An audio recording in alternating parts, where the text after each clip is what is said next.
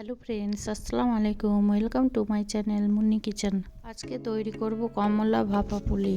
কমলা ভাপা পুলি তৈরি করার জন্য এখানে 3টে কমলা ভালোভাবে ছিলে নেব। এবার কমলাগুলি একটা মিক্সিং গ্রাইন্ডারে দিয়ে 1 কাপ জল দিয়ে ভালোভাবে ব্লেন্ড করে রসটা বের করে নেব। ব্লেন্ড করা হয়ে গেছে, রসটা একটা ছাঁকনির সাহায্যে ছেঁকে নেব। দেখুন কমলার জুসটা প্রায় 2 কাপের মতো হয়েছে।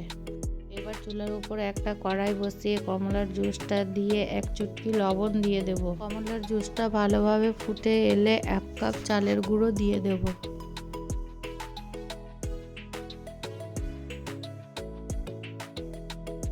জুসটার সঙ্গে চালের গুঁড়োটা ভালোভাবে মিক্স করে নামিয়ে নেব।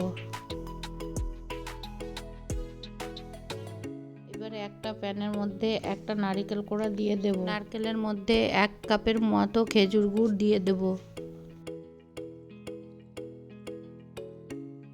নারকেলের মধ্যে গুড়টা ভালোভাবে মিক্স হয়ে গেলে 4 চামচের মতো গুঁড়ো দুধ দিয়ে দেব।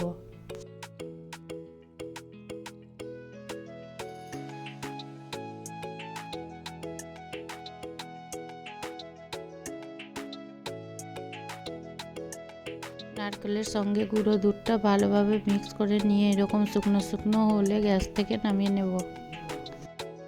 নারকেলের পুরটা একটা প্লেটে ঢেলে চামচ দিয়ে চারদিকে ছড়িয়ে দেব, তাড়াতাড়ি ঠান্ডা হয়ে যাবে।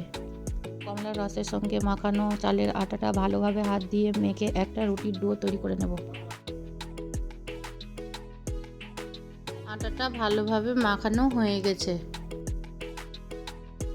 একটা বড় সাইজের লেচি কেটে নিব যাতে একটা বড় করে রুটি বেলা যায়।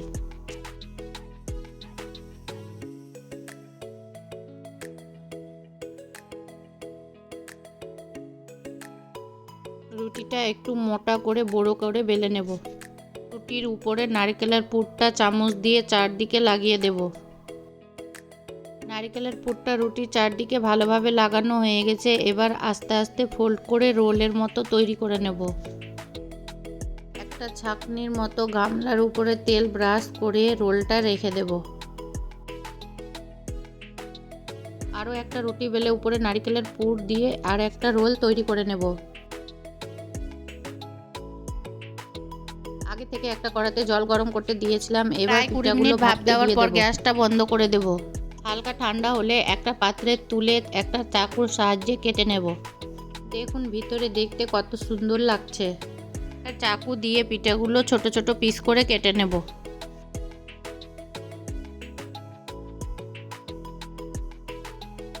দেখুন পিঠাগুলো দেখতে কত সুন্দর হয়েছে, খেতেও দারুণ লেগেছিল। রেসিপিটি ভালো লাগলে আমার চ্যানেলটি সাবস্ক্রাইব করে লাইক কমেন্ট শেয়ার করে দেবেন প্লিজ।